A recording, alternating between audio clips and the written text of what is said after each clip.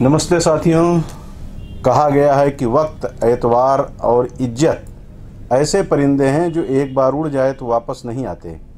उम्र के एक मुकाम पर ऐसा वक्त भी आता है जब किसी पर एतबार कर अपनी इज्जत की बेटियां जनाजा उठवा देती हैं।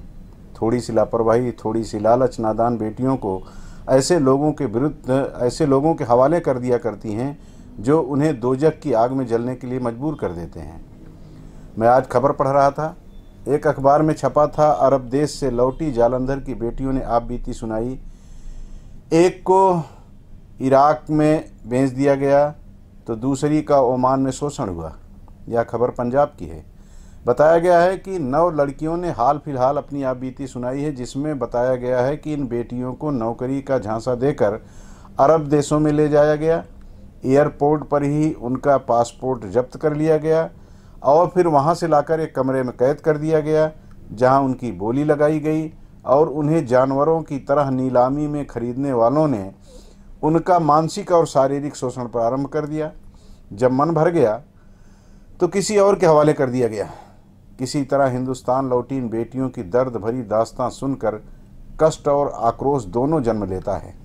इन बेटियों को इस झांसे में लेकर कि उन्हें विदेश में 35 से 40 हज़ार रुपये वेतन मिलेगा, सारी आधुनिक सुख सुविधाओं के बीच वह घर का काम काज करेंगी और जब उनका मन होगा कि अपने गांव जाना है, उन्हें वापस भेज दिया जाएगा। यहीं इन नादान बेटियों से चूक हो जाती है। ख्वाबों की दुनिया में सैर करने वाली इन कम उम्र लड़कियों को शिकारी के जाल में फंस जाने के बाद पता चलता है कि वह अपना सब कुछ तबाह कर चुकी हैं। अधिकांश बेटियां इसे अपना मुकद्दर मानकर परिस्थितियों से समझौता कर लेती हैं और जो हिम्मत वाली होती हैं वही किसी तरह ऐसे गिरोह के चंगुल से आज़ाद हो पाती हैं।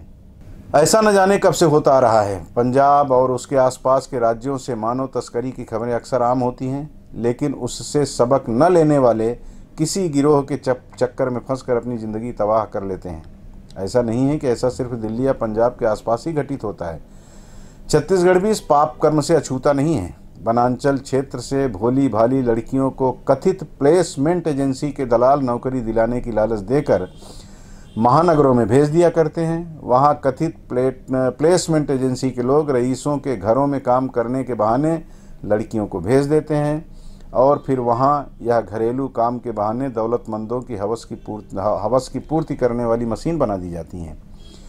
छत्तीसगढ़ के कोरबा, जसपुर, रायगढ़, चांपा, जांजगीर, बिलासपुर जैसे जिलों की युवतियों को दिल्ली की ओर भेजा जाता है। इस बात के कई बार राज्य सरकार और जिले के जिम्मेदार लोगों को प्रमाण मिले हैं। मुझे याद आता है कि डॉक्टर रमन सिंह सरकार की पहली पारी के दरमियान तत्कालीन महिला आयोग की अध्यक्ष श्रीमती सुधा वर्मा ने बड़ी दृढ़ता के साथ प्लेसमेंट एजेंसियों के विरुद्ध जांच और कार्रवाई करने का अभियान छेड़ा था। दिल्ली समेत अन्य शहरों से लड़कियां वापस लाई गई थीं। कई आरोपियों के विरुद्ध कार्रवाई भी हुई। विधानसभा में कई बार प्रश्न उठे। आरोप लगाया गया कि छत्तीसगढ़ की हजारों बेटियों को अन्य राज्यों व शहरों में जलालत की ज़िंदगी जीने के लिए विवश होना पड़ रहा है। उस समय यह भी बताया गया था कि जिन बेटियों को शानदार नौकरी और लग्जीरियस लाइफ के नाम पर बहला फुसलाकर बाहर भेजा जाता है, उसमें सर्वाधिक भूमिका एक धर्म विशेष के लोगों की होती है। आदिवासी क्षेत्र की भोली भाली बेटियां जब ऐसे गिरोह के चंगुल में बुरी तरह फंस जाती हैं तो वह धर्म परिवर्तन करने के लिए भी वश हो जाती हैं। खैर, ऐसा नीच कर्म करने वालों से मैं तो यही कहूँगा कि वह ईश्वर से डरें और ऐसी हरकत करने से बाज आए, क्योंकि उन्हें आज नहीं तो कल इसका खामियाजा अवश्य भुगतना पड़ेगा। मुझे याद है, कोरबा के ही एक जाने माने परिवार के एक व्यक्ति के विषय में उसके ही एक रिश्तेदार ने मुझे बताया था कि उनका मामा बहुत खूबसूरत था। वह दिल्ली और आसपास की लड़कियों को अपने रूप जाल में फंसाकर कोलकाता जैसे महानगर में दलालों के हाथों भेज दिया करता था। बाद में उनकी शादी हुई, बच्चे हुए और स्थिति यह बन गई कि उनकी बच्चियां सब कुछ होते हुए भी ऐसा पतित हो गईं कि उन्हें अपनी बेटियों को बेटी कहने में भी शर्म आती थी। और भी कई परेशानियों का सामना करते करते अंततः एक दिन उसे अपनी कष्टमय ज़िंदगी की यात्रा पूरी करनी पड़ी।